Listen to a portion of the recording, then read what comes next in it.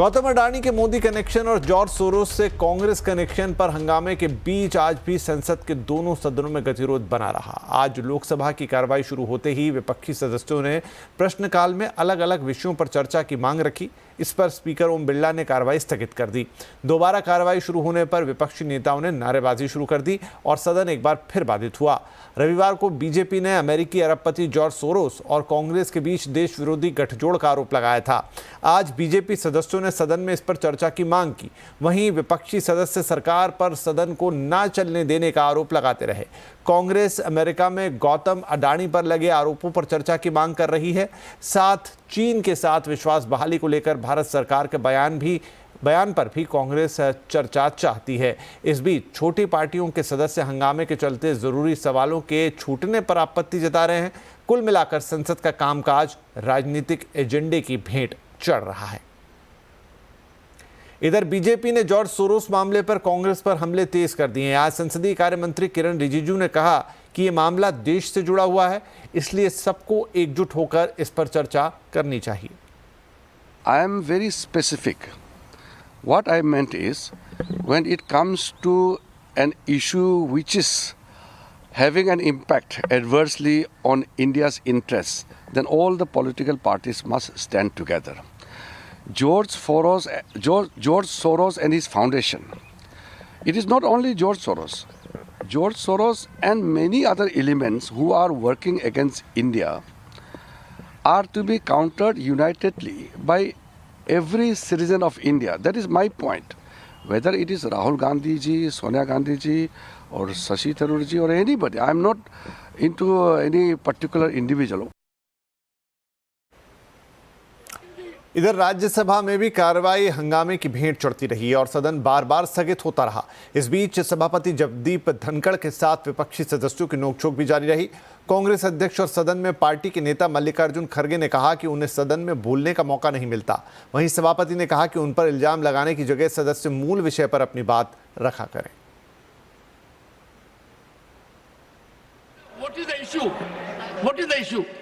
Issue ये है कि जिस तरीके की खबरें आई हैं कि एक राजनीतिक दल के संबंध जिस तरीके से देश विरोधी ताकतों के साथ है, उस पर हमारे सभी सदस्य उद्वेलित हैं और इस पर चर्चा चाहते हैं और इस पर डिस्कशन। राज्यसभा के सभापति जगदीप धनखड़ से अक्सर विपक्षी सदस्यों को शिकायत रहती है, लेकिन आज कांग्रेस नेता दिग्विजय सिंह ने कहा कि अपने संसदीय जीवन में उन्होंने कभी इतना पक्षपाती सभापति नहीं देखा।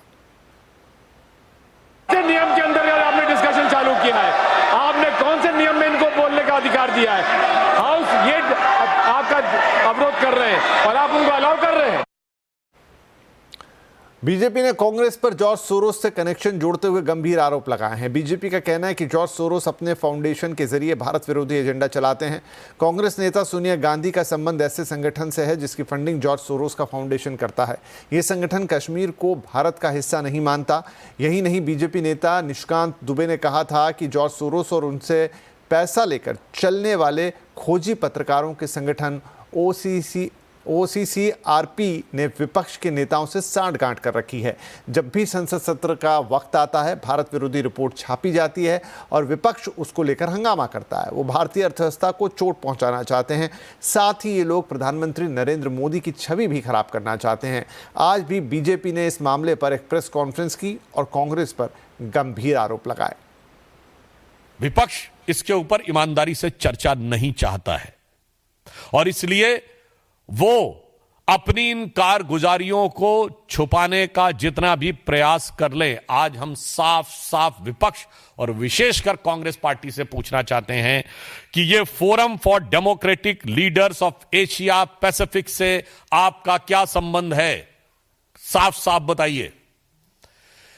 और इसमें जिस प्रकार से भारत विरोधी और पाकिस्तान समर्थक बातें कही जा रही हैं, वो आपकी सहमति से हैं या आपकी दुरभिसंधि के साथ हैं? This is not because of us, brother. We are coming here to have a discussion in the parliament, but I never seen this type of picture because government didn't want to have a discussion in the parliament. Government didn't want to run the parliament. Now the government is disturbing the parliament. Every day morning, parliamentary affairs minister issuing statement, provocative statement. And also we are not going to disturb the house.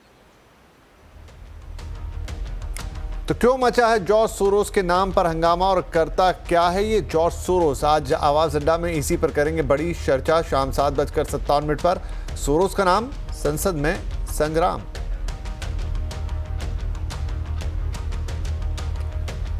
कारोबारी हफ्ते के पहले दिन बाजार आज सीमित दायरे में रहा। सेंसेक्स निफ्टी एक हल्की गिरावट के साथ बंद हुए। सेंसेक्स 201 पॉइंट गिरा तो निफ्टी 59 पॉइंट फिसलकर बंद हुआ है। हालांकि मिड कैप शेयरों में अच्छी खरीदारी दिखी है। डिटेल्स के साथ है हमारी सहयोगी कंचन नौटियाल। तो कंचन, आज बाजार में शानदार एक दिन कहें, कैसा दिन था सबसे पहले तो, और किन सेक्टर्स में आज तेजी दिखी और कहां मंदी रही? तो बाजार में हमें डेफिनेटली आज एक गिरावट का सिलसिला देखने को मिला, लेकिन अब बात कर लेते हैं स्टॉक स्पेसिफिक एक्शन किस तरीके का रहा है। निफ्टी की बात करी जाए तो विप्रो 2.5%, एल&टी 2.25%, एसबीआई लाइफ में 0.25% और साथ ही साथ टाटा स्टील में आज 1% की हमें बढ़त देखने को मिली है। लूजिंग पॉकेट में Tata consumer, HUL, Tata Motors और नेस्ले आज एक गिरावट के साथ, भारी गिरावट के साथ इनफैक्ट बंद हुए। मिड कैप की बात करी जाए तो सुप्रीम इंडस्ट्रीज, कल्याण ज्वेलर्स, डिलीवरी और साथ ही साथ सुंदरम फाइनेंस में एक अच्छा खासा मोमेंटम देखा गया है। लेकिन लूजिंग पॉकेट में मैरिको, बायोकॉन, कोलगेट और साथ में इफेक्ट ऐसे कुछ काउंटर्स रहे जहां पे हमें गिरावट देखने को मिली है। जी कंचन, शुक्रिया। बीएसई का शेयर रोज नए कीर्तिमान छू रहा है, लेकिन नवंबर में कैश और वायदा दोनों सेगमेंट में टर्नओवर घटा है। सेबी के नए नियमों के बाद टर्नओवर में गिरावट देखी गई है। इस पर हेटोंग का नोट सामने आया है। ज्यादा डिटेल्स के साथ हैं यतिन मोता।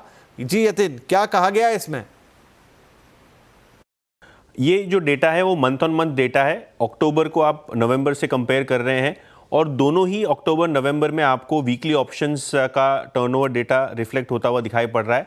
और जो सेबी की जो रेगुलेशंस थी उसके हिसाब से दिसंबर के ऑनवर्ड्स आपको वीकली ऑप्शंस ट्रेड करते हुए नहीं दिखाई पड़ेंगे।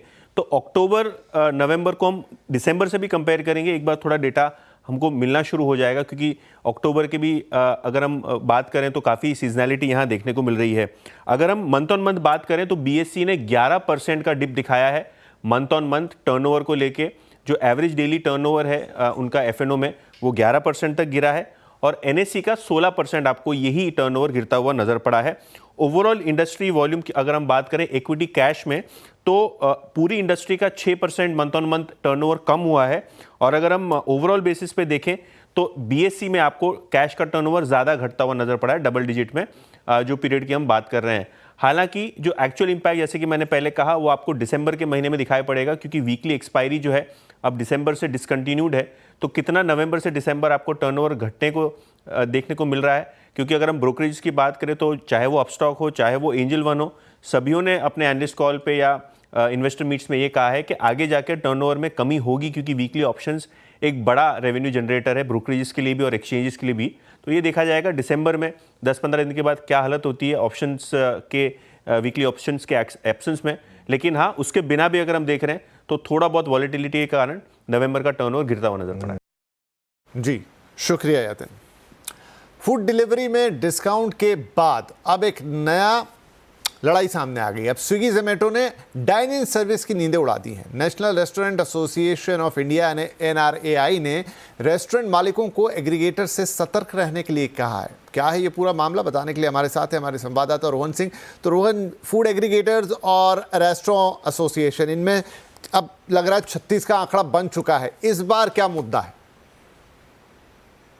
जी, अब तक जो कंसर्न दिखाया जाता रहा है रेस्टोरेंट एसोसिएशन की तरफ से वो रहा है फूड डिलीवरी सर्विसेज को लेकर कि किस तरीके से डीप डिस्काउंट या क्लाउड किचन उनके बिजनेस को खराब कर रहे हैं। लेकिन अब national restaurant association of India ने एक चिट्ठी लिखी है अपने सभी 5 लाख से ज्यादा मेंबर्स को और उनसे कहा है कि जिस तरीके से जो डाइनिंग सर्विसेज हैं उसमें डीप डिस्काउंट को लेकर वो सावधान रहें। इन्होंने कहा गया है कि आमतौर पे एक कस्टमर को 10, 15 या 20% एक्स्ट्रा डिस्काउंट मिलता है एक फूड बिल में अगर वो इन स्विगी डाइन आउट या जोमेटो डाइनिंग के जरिए पे करते हैं तो। लेकिन इसकी कीमत अल्टीमेटली रेस्टोरेंट को चुकानी पड़ती है। एक रेस्टोरेंट से 4 से 8% का कमीशन लिया जाता है टेबल बुकिंग और पेमेंट के नाम पे बंडल्ड करके। जबकि अगर वे नॉर्मल गेटवे से अगर पेमेंट होता है तो एक रेस्टोरेंट को 1 से 1.5% का चार्ज ही देना पड़ता है।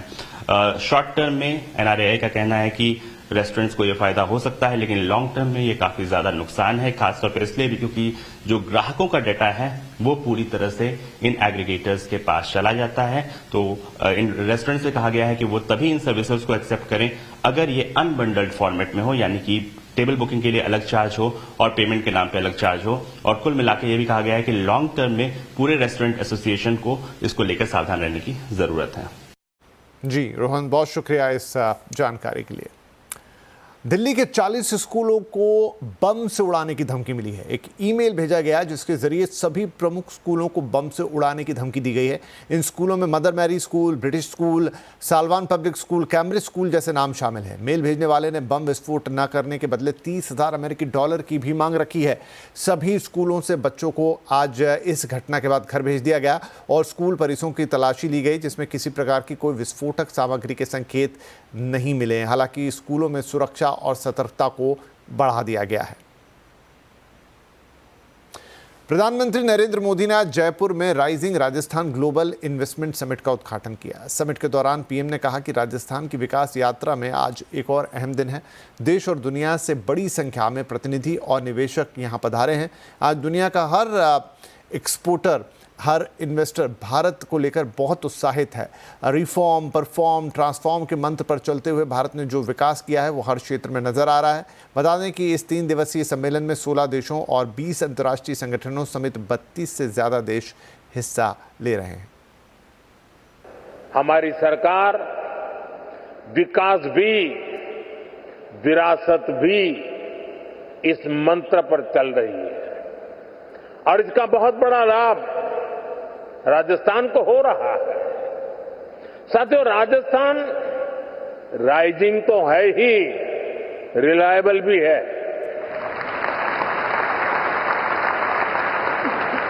राजस्थान रिसेप्टिव भी है और समय के साथ खुद को रिफाइन करना भी जानता है।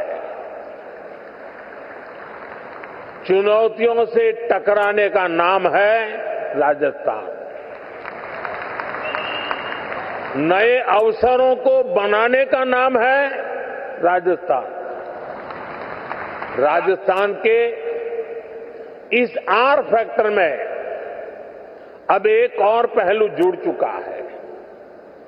राजस्थान के लोगों ने यहां भारी बहुमत से बीजेपी की रिस्पॉन्सिव और रिफॉर्मिस्ट सरकार बनाई है। पीएम नरेंद्र मोदी ने हरियाणा के पानीपत में भी आज एक कार्यक्रम में वो शामिल हुए। यहाँ उन्होंने भारतीय जीवन बीमा निगम यानी LIC की बीमा सखी योजना को लॉन्च किया। इससे पहले प्रधानमंत्री ने करनाल में महाराणा प्रताप बागवानी यूनिवर्सिटी के मुख्य परिसर का शिलान्यास भी किया था।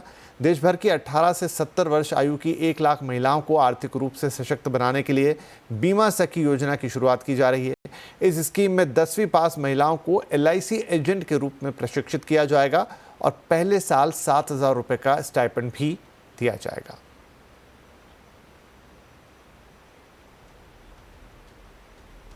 चलिए यहां पर लेंगे एक छोटा सा ब्रेक खबरों में, लेकिन ब्रेक के उस पार आपके लिए कुछ और बड़ी खबरें।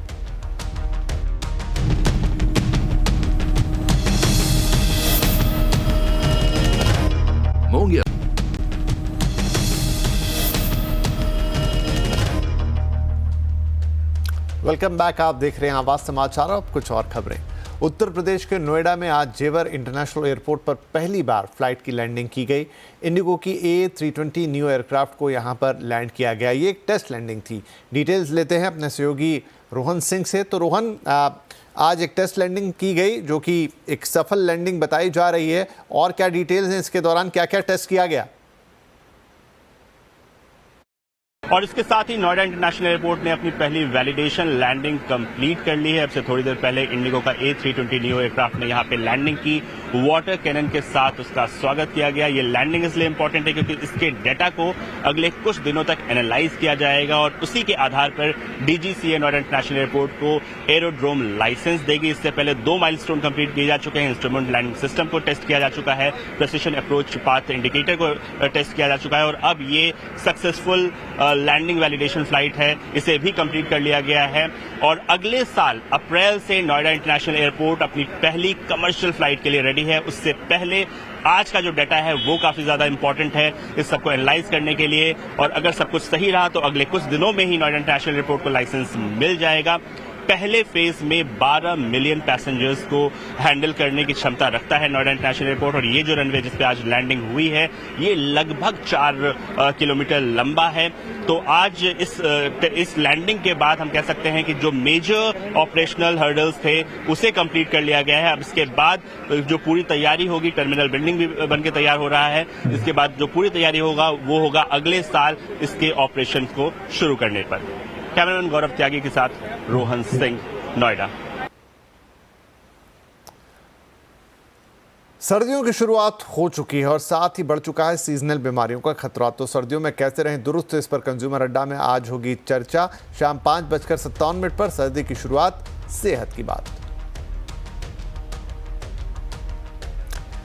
जयंत मेहता अमूल के मैनेजिंग डायरेक्टर बने रहेंगे। उन्हें फिर से Gujarat cooperative milk marketing federation limited का मैनेजिंग डायरेक्टर नियुक्त किया गया है। उनका कार्यकाल अब 2029-30 तक जारी रहेगा। मिल्क मार्केटिंग फेडरेशन की बोर्ड बैठक में निर्णय लिया गया। जयंत मेहता को 2023 में मैनेजिंग डायरेक्टर के पद पर नियुक्त किया गया था। जयंत मेहता पिछले 34 सालों से कंपनी के साथ जुड़े हुए हैं।